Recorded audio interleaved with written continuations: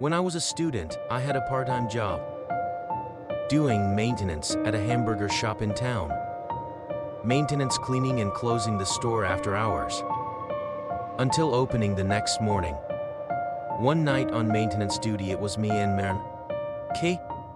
Around 4 am, we'd finished cleaning and went upstairs to the dining area to take a nap. With the lights off, as I was dozing laying on a bench, he tapped my shoulder. I'm hearing noises downstairs. Going to the stairs and listening closely. Faint voices mixed with the spinning sounds of the washing machine in the kitchen.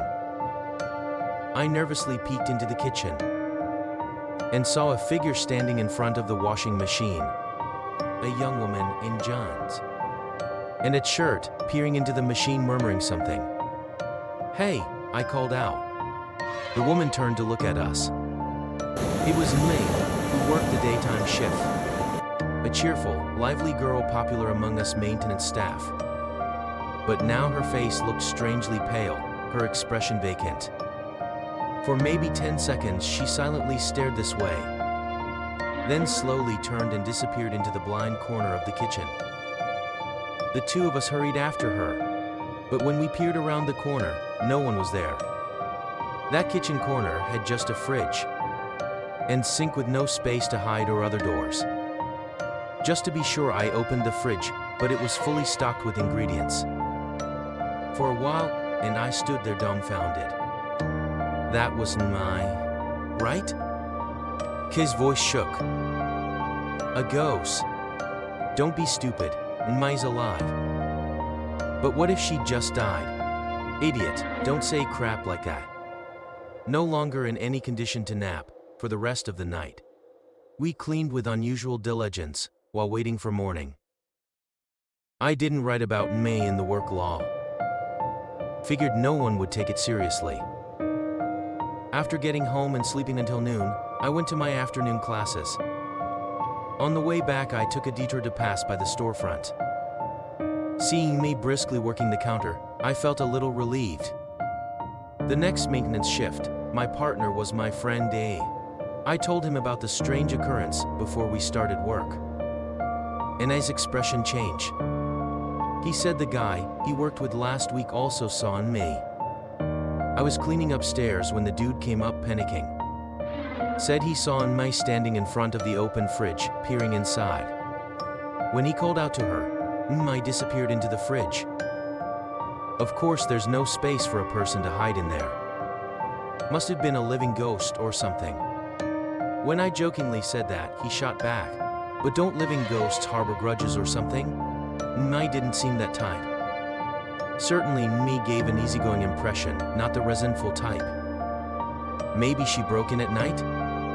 Why would she? There's no reason. The money gets locked in the office. Sleepwalking? How would she get in the store? And how do you explain her disappearing?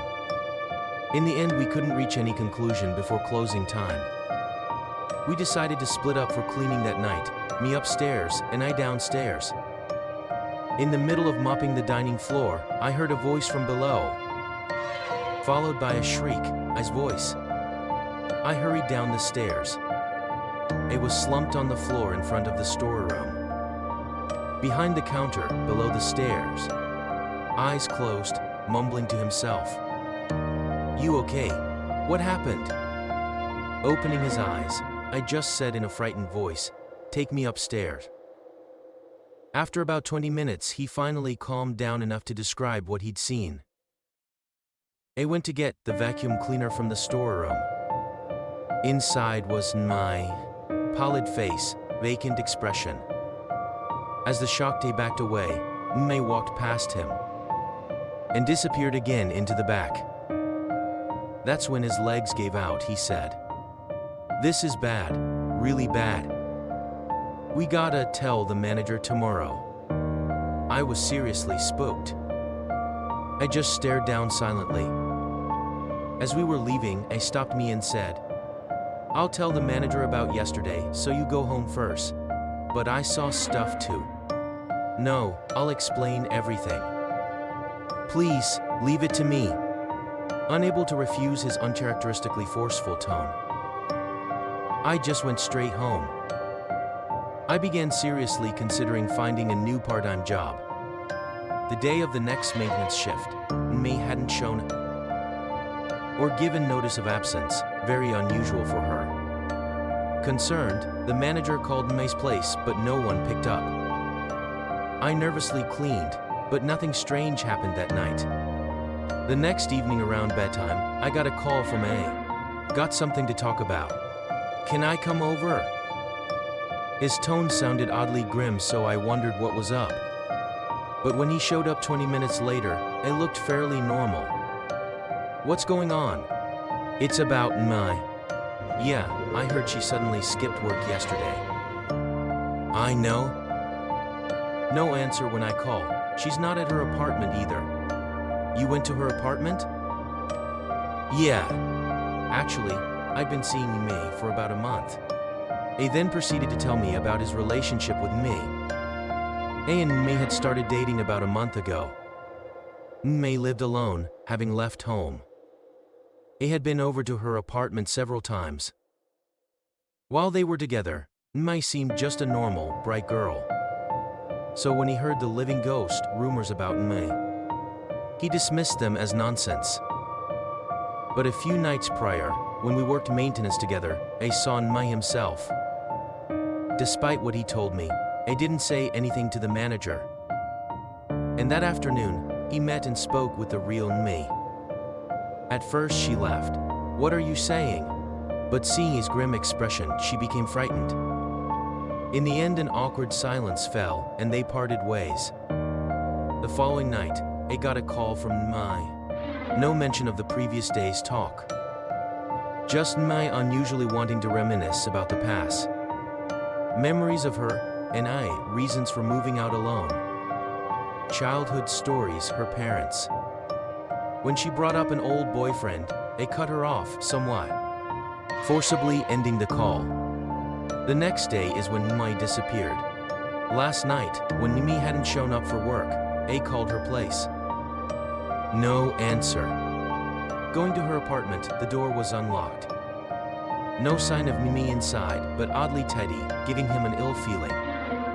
At a nearby public phone, I dialed the number he'd gotten from Mai's parents' home. It connected quickly, and her mother answered. I directly asked, "Has Mimi returned home?"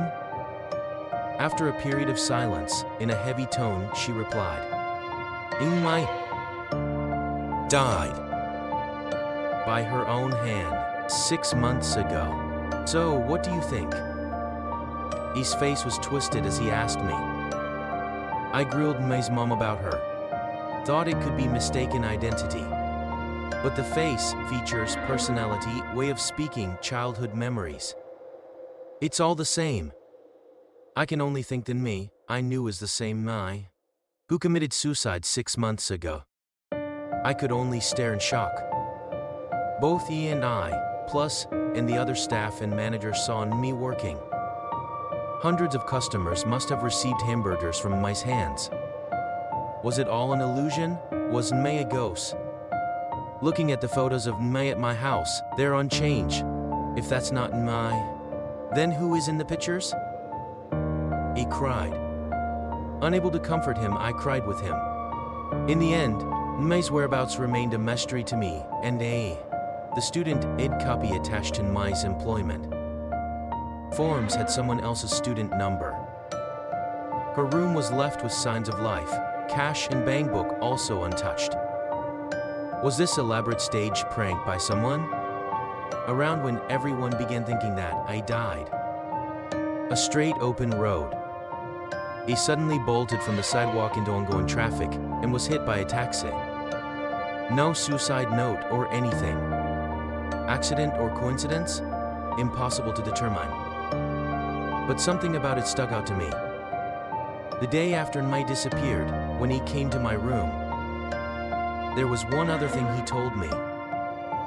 It was about when he saw Mai in the storeroom behind the stairs. As Mai walked past him and looked ready to run off, I blurted out, "Hey, wait a sec." Mai stopped and turned around slowly. In the next moment, Mai's eyes opened wide in surprise. still fixed in place, staring intently at one spot. He followed her gaze into the storeroom, and that's when he saw it, sitting in the back of the storeroom. Overcome with fear, his legs gave out, eyes closed, repeatedly murmuring prayers. Eventually, he heard a voice say, "You okay?" and opened his eyes. I was right in front of him. "A huge relief," he said. Looking past my shoulder into the storeroom, in the dim interior, he saw it, slowly rising to its feet. Thinking he had to get away immediately, that's why I said, "Take me upstairs." It didn't tell me anything more about it. No matter what I asked, he wouldn't answer. Perhaps too frightened. But he did say seeing it, along with terror he had a premonition. I may not see me again. At that point, I think he resigned himself to something. Hard to explain, but surely that's how it was. That's why I don't think his death was a suicide.